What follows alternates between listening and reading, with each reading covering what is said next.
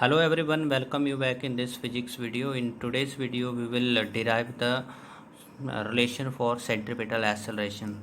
So what is this centripetal acceleration? So this is an acceleration which is acting toward the center of a circular path along the radius.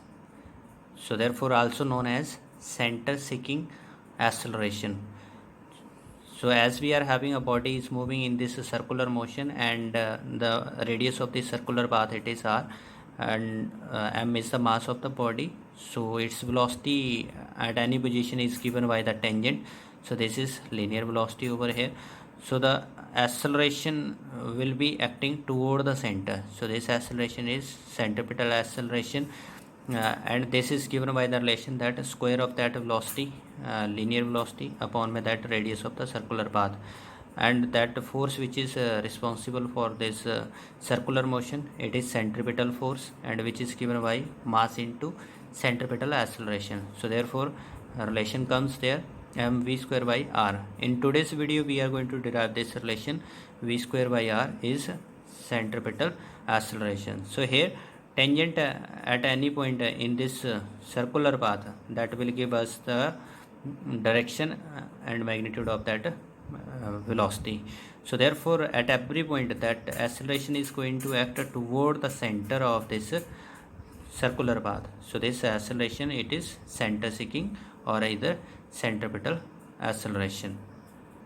Now let us to consider that a body is moving in this circular path in that uniform circular motion. तो body क्या कर रही है, एक uniform circular motion इस path के अंदर कर रही है जिसका रेडियस आर है और जिसका सेंटर जो है वो ओ के ऊपर है.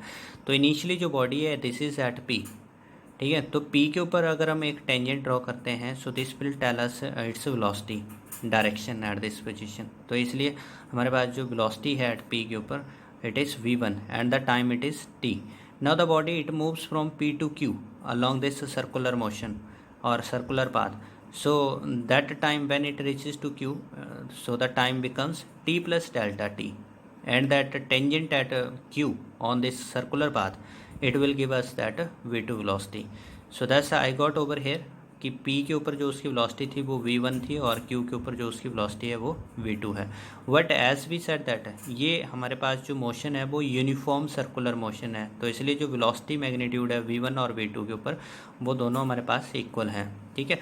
लेकिन हाँ, इसमें क्या हो रहा है, डायरेक्शन जो है वो p और q के ऊपर डिफरेंट होने वाली है. तो इसलिए यहाँ पर चेंज इन डायरेक्शन हमारे पास बनती है. तो जब डायरेक्शन चेंज होती है, क्योंकि वेक्टर को बदलने के दो तरीके, या तो मैग्नीट्यूड चेंज करें नहीं तो डायरेक्शन चेंज करें. तो यहाँ पर डायरेक्शन चेंज हो रही है, मैग्नीट्यूड तो हमारे पास चेंज नहीं हो रहा, ठीक है. तो इसलिए डायरेक्शन चेंज होने से क्या हो जाता है, यहाँ पर वेलोसिटी चेंज आएगा, और वेलोसिटी चेंज से हमारे पास जो एक्सेलरेशन बनेगी जिसको सेंट्रीपिटल एक्सेलरेशन बोला गया है, ठीक है. तो centripetal acceleration change in direction से यहाँ पर हमारे पास बन रहा है. Okay, so therefore we are looking over here कि ये जो हमारे पास दो टेंजेंट हैं, ठीक है. तो ये जो टेंजेंट है स्टूडेंट, हमारे पास जो दो पोजीशंस हैं जैसे P और Q, ठीक है. तो इन दो पोजीशन के बीच में क्या हो रहा है, यहाँ पर एक एंगल फॉर्म कर रहा है, स्मॉल एंगल डेल्टा थीटा, ठीक है. P और Q ये जो दो पोजीशन है वो सेंटर के साथ है, क्या कर रही है, एक स्मॉल एंगल फॉर्म कर रही है डेल्टा थीटा, ठीक है. तो जो OQ की जो लेंथ है और जो हमारे पास OP की जो लेंथ है, so we can see over here OQ and OP, so they are same, ठीक है. तो इनकी लेंथ जो हमारे पास सेम है, ठीक है. Now the next thing that we will find over here कि जितना एंगल जो है हमारे पास यहाँ पर इन दो पोजीशन के बीच में है, ठीक है, इन दो पोजीशन P और Q के बीच में जितना एंगल बन रहा है दिस इज डेल्टा थीटा, उतना ही एंगल हमारे पास इन दो टेंजेंट के बीच में भी बनेगा, ठीक है. तो एक टेंजेंट क्या है v2 और दूसरा टेंजेंट है हमारे पास v1, ठीक है. तो इनके बीच में भी एंगल कितना बनना है, डेल्टा थीटा. तो इसलिए मैंने क्या किया, एक पॉइंट ड्रॉ किया यहाँ पर A और v1 को पैरेलली ड्रैग कर दिया. So there I have placed it and this v2 it is parallelly dragged over here, ठीक है. तो ये दो टेंजेंट थे हमारे पास इस कर्व के ऊपर, तो इसलिए इन दोनों के बीच का एंगल भी कितना बन गया, डेल्टा थीटा बन रहा है, ठीक है.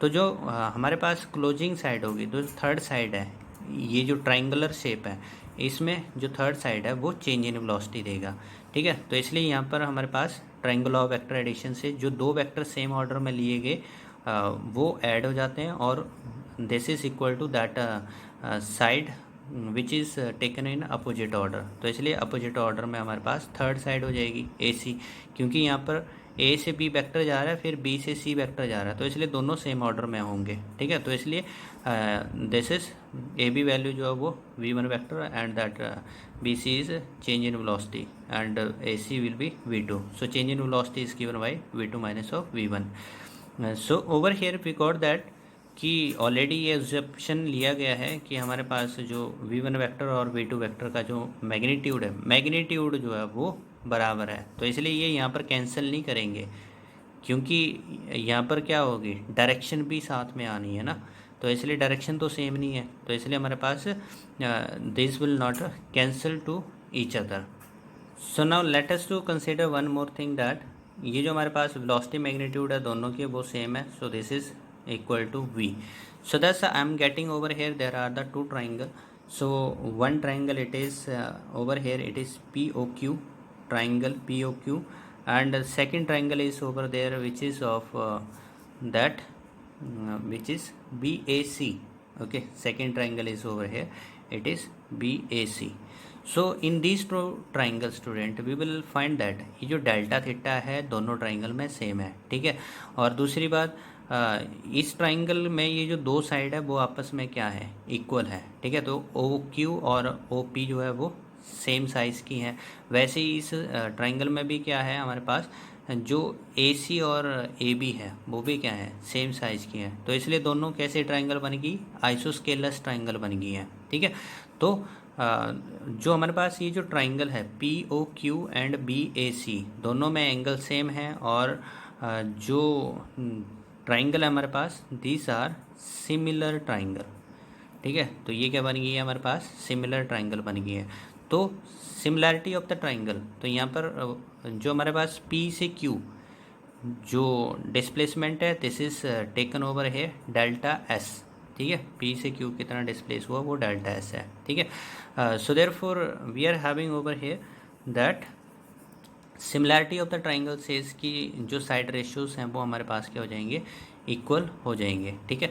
तो इसलिए हमारे पास बन गया दिस इज़ ओवर हेयर जो इसका साइड रेशियो जैसे it is P Q upon में ओ पी, ठीक है। इसके जो साइड रेशियो है वो दूसरे ट्राइंगल के साइड रेशियो के इक्वल हो जाएगा। So this is there B C upon में ए सी, ओके, और A B. So this we are having that similarity of the triangle. Now I have taken the magnitude, ठीक है। तो इसमें क्या है, मैग्नीट्यूड हमारे पास लिए गए हैं, तो हम डायरेक्शन नहीं ले रहे, मैग्नीट्यूड ले रहे हैं यहाँ पे। So that's we are having this P Q, तो पी क्यू हमारे पास कितना है, डेल्टा एस है, this is delta S, and O P is what, that R, तो उसका मैग्नीट्यूड हम यूज़ कर रहे हैं। Now the next is B C हमारे पास है, this is change in velocity, so its magnitude that will be delta V upon में there it is that A B हमारे पास v1, सो v1 का magnitude, okay, this is over here. Now we are going to note down one thing, it is that ये जो v1 और v2 था उसका magnitude क्या था, हमारे पास v था, ठीक है। तो इसलिए we can make a change in it, so therefore here delta s by r is equal to delta v by v, this we are having, okay. Now we are going to do one thing, divide both side by delta T, तो दोनों side मैंने क्या किया, delta T, क्योंकि जो हमारे पास displacement थी P से क्यू ये कितने देर में हो रहा है, डेल्टा टी टाइम में हो रहा है, ठीक है। तो इसलिए जो चेंज इन वेलोसिटी है वो भी कितनी देर के अंदर हो रहा है, और डेल्टा टी टाइम में हो रहा है, तो इसलिए दोनों तरफ क्या किया, डेल्टा टी से डिवाइड कर दिया, तो जिससे ये हो जाएगा delta S by delta T and R is along with it, and right side it is delta V by delta T and it is V along with it, ठीक है। So there we are looking कि जो delta S है, ठीक है, so this is going to be large change from P to Q, ठीक है। तो ये जो डेल्टा एस है वो लार्ज चेंज को शो कर रहा है, ठीक है। और in that time which is delta T. So therefore rearranging this equation, so we have done over here one thing. जो v है उसको हम यहाँ पर लेफ्ट साइड में ले आते हैं, जिससे ये हो जाएगा v by R delta S by delta T is equal to delta v by delta T. This is written over here. Now these are the large changes student, so we are considering over there for small time. तो यहाँ पर हमने क्या किया, time को decrease कर दिया, ठीक है। तो यहाँ पर फॉर स्मॉल चेंजेस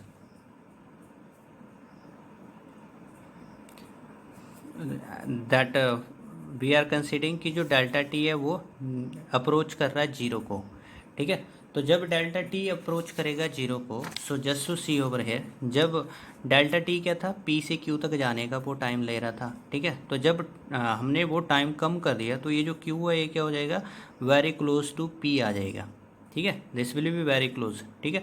तो इसके बीच में जो गैप होगा वो हमारे पास ऑलमोस्ट एक स्ट्रेट पाथ बन जाएगा, ठीक है। So this we are having this is the restriction which I put. So limit delta t tends to 0, delta v by delta t is equal to v by r, and that is limit over there delta t tends to 0, delta s by delta t, ठीक है। तो क्या किया गया यहाँ पर, जो time है उसको हमने डिक्रीज़ किया। जब हमने टाइम को डिक्रीज़ किया तो वेलोसिटी का जो चेंज है वो भी कम हो जाएगा, जो चेंज इन द पोजीशन था पी से क्यू वो भी कम हो जाएगा, ठीक है। तो इसलिए हमारे पास these small changes then they will be written in this way that D V by D T. So it is written over here dv by dt and which is v by r, and this is written over here that ds by dt, these small changes. Okay, so there we are knowing that change in displacement with the time, so it is said to be velocity, while this change in velocity with the time, so it is known as acceleration. Okay, so therefore here it is a v by r into v, and it is v square by r. So thus this acceleration is centripetal acceleration. This is that relation for centripetal acceleration. So this acceleration always acts toward the center of the circular path. Now if we are having a circular motion with variable speed, तो अभी जो previous topic हमने ये जो discuss किया है इसमें जो स्पीड थी वो यूनिफॉर्म थी at every point, only direction was changing. लेकिन अगर हमारे पास वेरिएबल स्पीड होगी, ठीक है, तो इन दैट केस हमारे पास रिजल्टेंट एक्सेलरेशन जो है वो क्या बनेगी, ठीक है। So we are having this one then, जैसे हमारे पास यहाँ पर this is the body, so it will have this acceleration, let us suppose ये इसकी रिजल्टेंट एक्सेलरेशन है, ठीक है। What this resultant acceleration, it is due to the two component, one component which is along that tangent, तो इस point के ऊपर एक टेंजेंट अगर हम ड्रॉ करेंगे, so this is said to be the tangential component, and the second component of this acceleration will be acting toward the centre.